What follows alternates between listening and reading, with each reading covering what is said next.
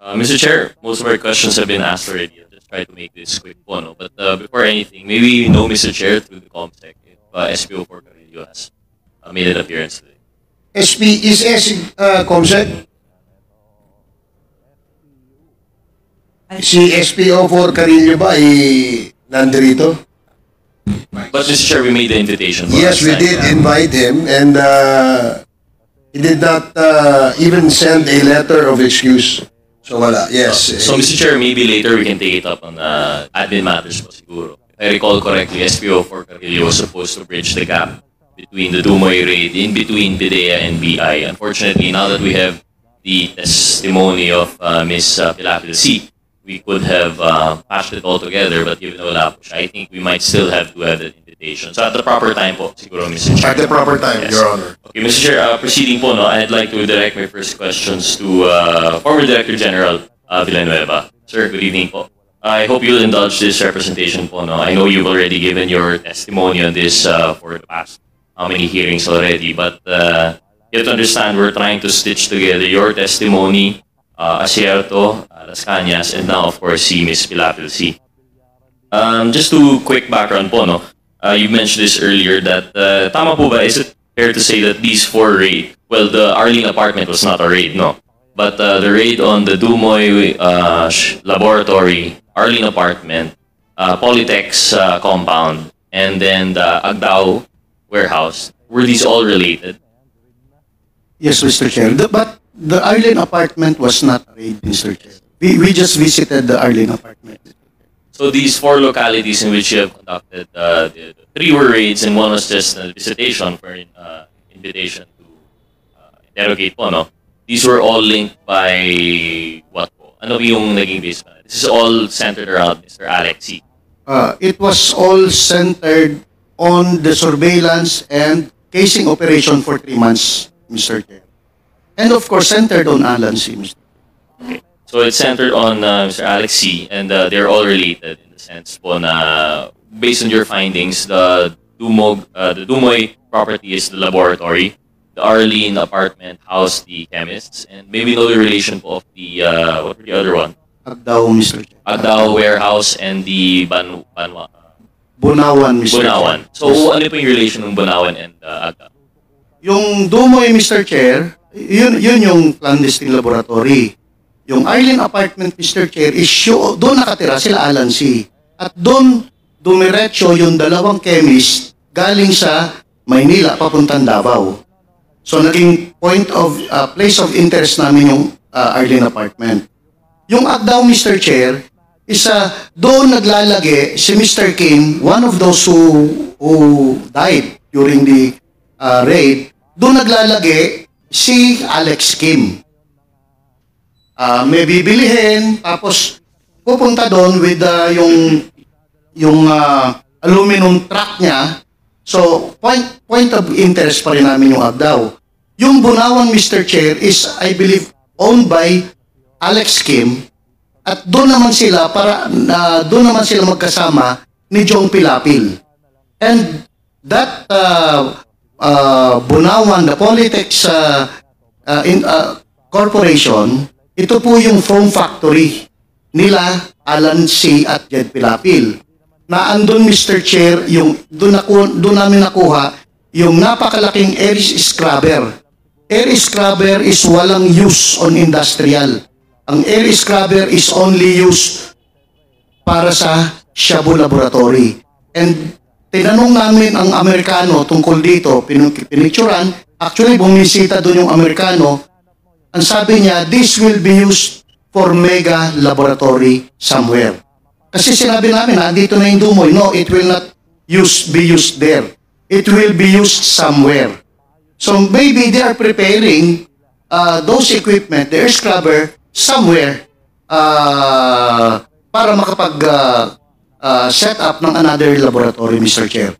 And luckily, yung Agdao, Mr. Chair, naandun lahat yung mga precursors, controlled precursors and essential chemicals na panggawa ng shabu.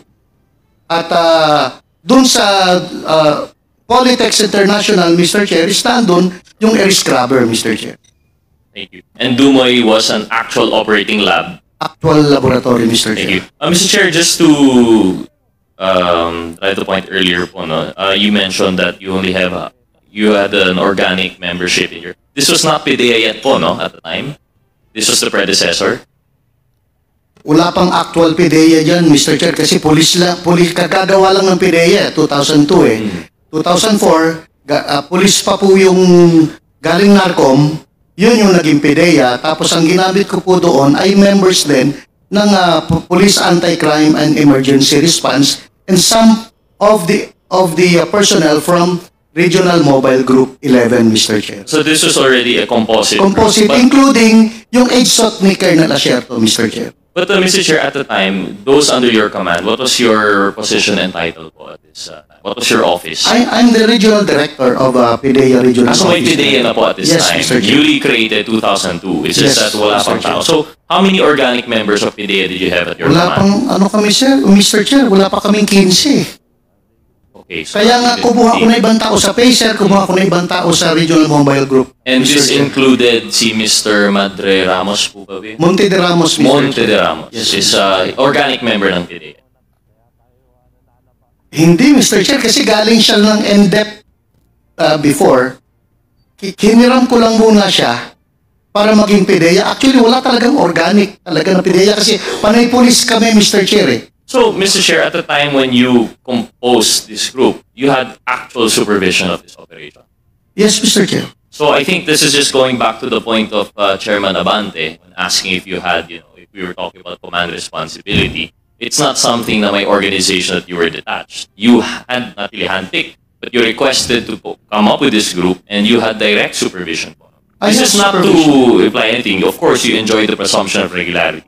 But I just wanted to point out po, no, siguro at what Chairman Abante was saying, that in relation to command responsibility and whether there be liabilities, I think there was a very close-knit and direct part for your team as a whole. I don't think it was that detached. But we'll go back to that at a later time, Mr. Villanueva. So you have an organic group of 15 plus coming from the other law enforcement agency personnel that you could muster.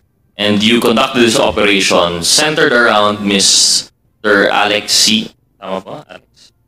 Yung husband, Alan, sorry. Mr. Alan C., Alex Kim, and then the Pilapil siblings. And that's how you conducted the four. So at this operation, I wouldn't want to say casualties, but during the operation, the Dumoy Lab, there were 6 fatalities. Tama po ba? Yes, Mr. Chair. Were there any live suspects? Wala po, Mr. Chair. Wala. Just Wala the 6. Then from the Arlene apartment, you had 13 based on the blotter na you invited for interrogation. Hindi nga ako pa familiar, Mr. Chair, but because based on the blotter, maybe there's 13 of them, but hindi ako familiar kung ilan ang actual nun, Mr. Chair. So that's just based on the blotter. So sa Yes, Arlene Mr. apartment. For the Agdao and the Bunawan raids, Walang tao. So this is mostly just the air scrubber sa Bunawan and then the precursor chemical. Yes, Mr. Chair. So if we're talking about personality suspects, you have 6 killed in action in Agdao, in Dumoy, and then the 11 that were investigated. Out of the 13, sorry. So out of the 13 that you invited for interrogation, and you don't recall po no, how many. Eventually, according to the plotter, you turned it over to the Bureau of Immigration. And doon po tayo nagkalituan po, no? Yes, Mr. Last hearing, you said you don't remember how many you turned over. The Bureau in Bureau of Immigration naman wouldn't know also how many they received. That's why po we were trying to invite si SPO for Carrillo. And why is that po again, Mr. Villanueva? Mr. Carrillo was under your command po ba? And siya yung in charge? He was my operations officer during that time, Mr. Chair. And he was definitely in charge of the turnover to the Bureau of Immigration. Actually, Mr. Chair, dahil nagkakaganong-ganon na kami, so may mga lakad sila Carrillo na sila na yung lumakad. And part of that is sila na nga yung nag-turnover nung mga Chinese doon sa immigration, Mr. Chair. So, personal knowledge, wala akong personal knowledge actual doon sa ginawa ni Carrillo, pero part of that is, ito yung sinasabi ko na kung anong mga kailangan yung gawin, you do it because everything was delegated. Meron akong team para mag-file ng kaso, meron akong team para to conduct further investigation, meron akong team pa to collate other pieces of evidence for future anti-drug operation. So, ganun na yun, Mr. Chair. So, kung ano yung ginawa nun nila Carillo, nila Monte de Ramos, it was delegated, Mr. Chair. Of course, Mr. Villanueva, Mr. Chair, that's precisely why we would like to invite SPO for Carillo. That's why we reiterated that. Siya nga po talaga may personal. We don't doubt that you have or do not have personal knowledge of this matter. We understand the delegation of powers that you have. But we just wanted to know po that in fact we are looking for the right person. Si SPO for Carillo talaga yung in charge regarding the invitation for interrogation. So with that, Mr. Chair, we'd like to know what you do know for personal knowledge regarding that January 1 invitation. So, tama po ba, you confirmed as questioned by Chairman Abante that you invited si Ms. Jed Pilapil C noong January 1. Tama po ba? Marami ring dinala sa office eh. Marami ring dinala sa immigration kasi kasama doon Davao City Police Office, Mr. Chair eh. So, composite pa rin yun eh, composite. So, kanya-kanyang investigation, hindi kasi kaya ng PDEA to conduct its own investigation sa ganong karaming tao. So, we delegated some people na imbestigahan ng EDSOT, imbestigahan ng Davao City Police Office, at imbestigahan ng PDEA. So, during that time, si Jed Pilapil, dun sa PDEA because she's the main person of interest namin, Mr. Chair. Wait, so, Mr. Villanueva, through the chairman, most respectfully, you had information that chemists from the USDA came from Manila po, no? Arrived, and you have not identified yet sino yung chemist. You were able to get 13 people from Arlene Apartments. Tapos dinivide po ninyo kung sino ang mag-interrogate.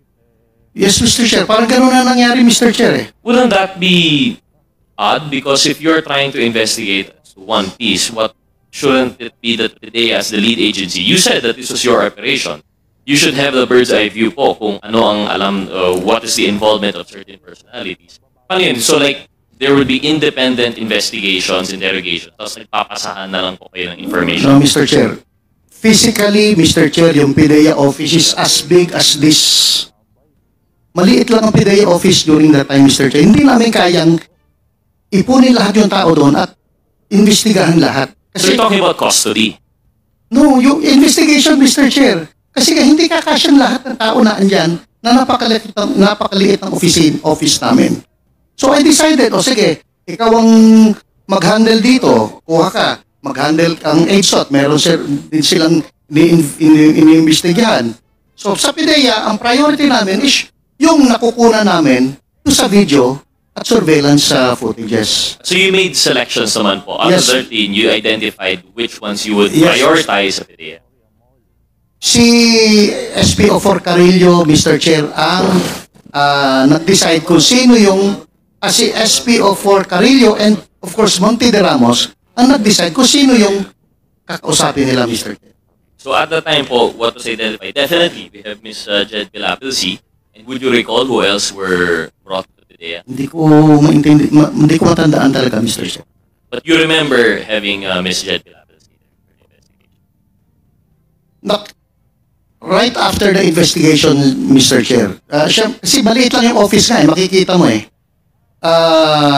Meron akong maliit na kwarto, but sa labas naman siya kinakausap. So, most probably nakita ko. But I cannot remember clearly kung what transpired during that time. But wouldn't it be po, kung maliit yung inyong opisina, mas makalala mo kung sino-sino po yung nandun? Kasi maliit nga po, and you only had how many of them? Nakita ko, Mr. Chair. Nakita ko, but yung actual interview on her, I did not witness during the actual interview, Mr. Chair. Thank you, Mr. Villanueva. I had more questions, but I think at a later time when we have SPO for Carillo together, so we can type. Yes, Mr. Mr. Chair, I'd like to direct my questions to Ms. Pilapil C. Before that, Congressman Gutierrez, I have here a letter from the OIC of the DPRM of the Philippine National Police informing us that Police Major Baltasar Carillo has passed already. So, dito natin, is anyone from DPRM? Can you please give the committee an information as to Police Major Baltasar Carillo?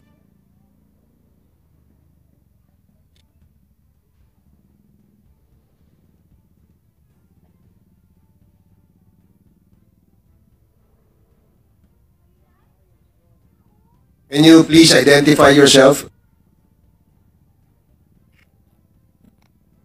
Good evening, sir. I'm Police Major Randolph Amor Cabilis Macue from PRBS, the Chief Inventory Section of the Pensions and Gratuity Division. Sige, what can you tell this committee about Major Carillo? Because he was invited for today's committee hearing, but he did not attend. According, sir, to the issued General Order Number NHQG or CPO 2028-820, Police Major Baltasar Kimson Carillo from Pro 11 is effectively posthumously retired effective December 19, 2019 po, sir. Okay, sige. He died in the inactive service po, sir. Okay, sige. Thank you.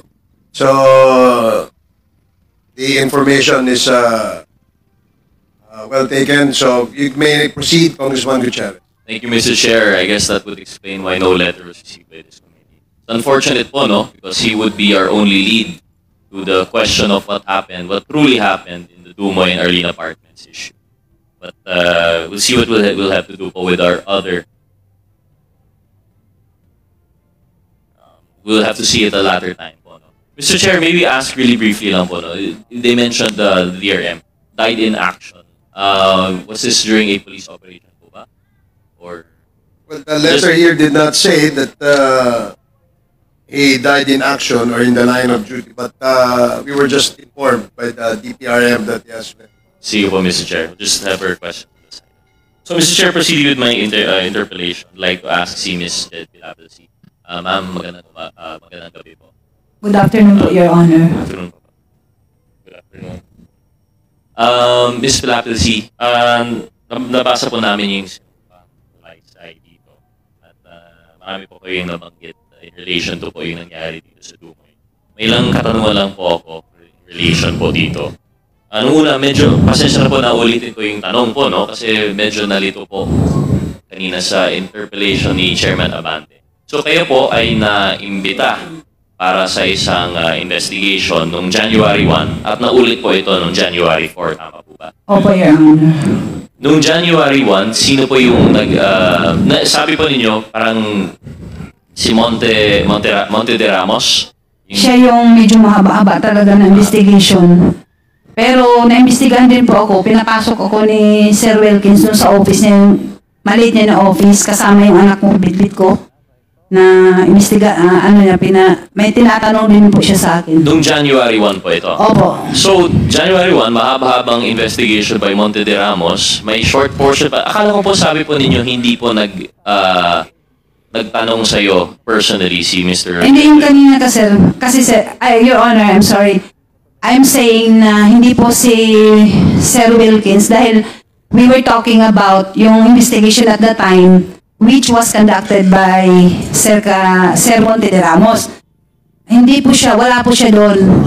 Pero sa totoo lang, separate kasi yun eh. Tinanong niya ko doon sa office niya, may tinanong din siya sa akin. Yung kay Sir Monte de Ramos, yun yung mahaba-haba ng mga tanong-tanong niya. So ito po yung sinasabi ni Mr. Villanueva kanina na maliit yung opisina, meron siyang sariling office, kayo po nasa labas, doon po yung connection po kayo ni Monte de Ramos. Tapos at a later time, pumasok po kayo sa opisina mismo, Opo. Mr. Villanueva. At meron rin kayong interrogation na pong nangyari po. Ano po, Your Honor, I cannot exactly remember if nauna ba si Sir Wilkins o yung si Sir Monte de Ramos. Pero I was interrogated in the same day po na kasi ito lang tinanong sa akin ni Sir Wilkins na Jed, ituro mo kung saan pa yung mga laboratory ng asawa mo kasi parang ito yung bargain para makalaya ko. Sabi ko sa kanya, hindi ko nga alam po yung asawa ko na may laboratory, paano ko ituturo na meron siyang ibang laboratory. Kayo naman ang nag-surveillance. So actually I was sarcastic at that time. I'm sorry for that. Nasagot ko talaga siya, bakit mo ko tatanungin? Kayo naman ang nag-surveillance, alam nyo kung saan yung mga laboratory ng asawa ko, kung meron nga. Bakit akong tinatanong nyo? So, medyo na siya doon, na-offend siguro siya doon. I can still remember at that time kasi hinahawakan ko yung baby ko nung tinatanong niya ako kung saan-saan pa daw yung mga laboratory ng asawa ko. Sige po. And I will ask Mr. Villanueva what he's made it clear that he does not hindi niya po naalala na kayo po ay tinanong po niya at the time. So, we'll take that testimony as it on its face po. No? So, Ms. Pilapil, si Monte de Ramos, mahaba-habang investigation, si Mr. Villanueva, according to your testimony, may konting investigation rin po sa inyo. May si Carillo po ba ay nag-interrogate po sa inyo or any other members na kilala po ninyo? Si ano din, si Sir Carillo, nag-ano din siya sa akin. May mga tanong-tanong. Actually, naalala ko yun. Pinapunta ko dun sa likod ng office ng PDEA. Hindi talaga sa office. Nagtaka nga ako bakit doon ako dinala. Yung parang, ewan ko dun, parang may maliit na, parang shade lang doon. Hindi ko rin kilala yung mga tao na nag-interrogate sa akin. Marami sila actually. Binibidyo pa nga ako nila while nagtatanong sila sa akin. Doon sila, pero hindi ko talaga sila kilala kung sino sila. And, naimbita ulit po kayo sa PDEA, no? Noong January 4. Opo, Your Honor. And, sino po yung mga nag-investigate po sa'yo? Can you give us a rundown po gaya nung ginawa mo po dito for January 1? Sino pong unang? The same pa rin people. Kaya nga ito, hindi ko sila makalimutan kasi ito silang dalawa, si Val Carillo at saka yung si Monte de Ramos. Sila po yung yung palagi nagtatanong po sa akin, Your Honor. Separately, hindi magkasabay. Hindi. Separate January 4. Noong January 4, na-investigate, na-interrogate, na-question po ba kayo ni Mr. Villanueva? Hindi ko na po maalala. Once lang po na... So, January 1 po yung naalala? Once lang talaga. Naalala ko na yun ang tinanong niya po yung tungkol doon. So, going back po to sa yung investigation ng January 1, nabanggit po ninyo na tinatanong po kayo kung may mga laboratories or whatnot. But based on sa sinumpaang salaysay po ninyo, nabanggit nyo na tinanong rin naman kayo kung ano po yung inyong mga negosyo. At doon mo po nabanggit, no? Dito binanggit po ninyo na candies at chocolates yung iyong distribution doon sa Agdao. Opo. And nabanggit po ninyo na binili nyo rin yung Dumoy para iparenta. Binili rin po, meron rin po kayong paggawa ng foam at metal sa Bunawan. At of course, yung Arlene apartment, doon po kayo nakatira. So, coincidentally, ito rin po yung 4 locations na naging target po ng investigation and raid ng PDEA. Tama po ba? Hindi ko nga po alam na sinusurveillance po ako, Your Honor. Honestly, wala akong alam. Pero yun nga po ito yung mga localities, ito yung mga location. Itong mga binanggit mo po dito, yun mismo yung mga Kasi yun po yung parang routine ko pa araw-araw. Okay po. So, at the time po, nung nalaman po ninyo na based on the investigation, halimbawa, yung pagawaan po ninyo ng foam and mattress sa Bunawan, nahanapan pala ng air scrubber, yung inyong warehouse sa Agdao na supposedly for distribution of candies and chocolates, nahanapan pala ng mga precursor chemicals. I'm sure may mga pictures po yun na pinalabas. Nagulat po ba kayo? Honestly, pero hindi ko po talaga alam na meron yung mga scrubber, yung mga gina-mention po ni Sir Wilkins. Wala po akong alam dun. Kasi, pag pupunta po ako sa office, sa area, usually sa office po kasi nga ako ngayon nag-a-account po sa business po. Back po sa binanggit po ninyo tungkol sa Arlene apartment. Sabi po ninyo sa inyong apartment, 5 po kayo, no? That's, 6. Ikaw po yun, yung inyong asawa, yung inyong kapatid, mother-in-law, father-in-law, at kasambahay. Tama po ba? Anak ko po. Ay, at anak pa. So, 7. Tapos, yung in the other rented apartments na mga Chinese nationals rin, may naalala po kayong number? Kung ilan po sila doon? Ilan po? Kasi kami door 1 po kami, Your Honor. Tapos yung door 2, CD nyo na apelido pero hindi ko sila kilala. Mga Chinese din yun. Yung 3, yung 4, hindi ko nakilala. Yung sa 7 lang po. Pero total number of occupants po, maaalala po ba ninyo? In addition to the 7 na kayo po sa inyong apartment. Hindi ko talaga maano, Your Honor, kung ilan po talaga yun sila. Kasi nung dinala po kami doon sa PDEA, pinasakay po kami lahat. Pero hindi ko pa alam kung ilan kami at that time po, Your Honor. Sa bagay po, no, inamin naman ni Mr. Villanueva na kinuha po kayo from Arlene apartment, separate na po kayo to different offices. So, hindi sabay-sabay yung based on the blotter na 13 personalities. Sige po. One last question po, no? Kasi sana po naintindihan po ninyo na naramdaman ko po yung sinasabi po ninyo earlier to the Chairman. masakit po na balikan tong experience. Pero I hope you understand, kailangan po namin ito kasi nga po, marami ng mga pieces of evidence, testimony na lumalabas ulit. This is why we have to revisit po yung nangyari.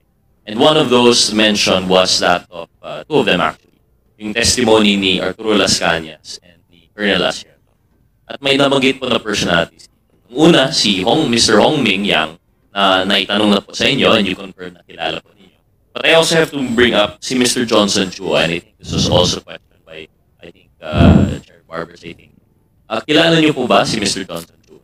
Kilala ko po siya kasi siya po yung nag-rent ng Door 7. So kasama rin po siya sa Arlene apartment? Opo. May pamilya po siya eh. May asawa siya at saka anak. Siya po ba ay kasosyo rin po ninyo in the, yung sa Dumoy, yung sa Agdao, yung sa Punawan? Hindi ko po maalala pero sila, friend po sila ng asawa ko po. Malapit na magkaibigan po ba? Or Siguro kasi nga yung, di ba, kapitbahay, tapos minsan kasi nagmamadyong sila doon. Yun lang. Parang yun lang ang parang nakikita ko na nila, na pumupunta siya doon. Maglalaro ng madyong po. Mr. Chair, maybe know from the Secretariat, we have a picture of Mr. Johnson Chua, just for confirmation. Do we have a picture of Mr. Johnson Chua? Comsec?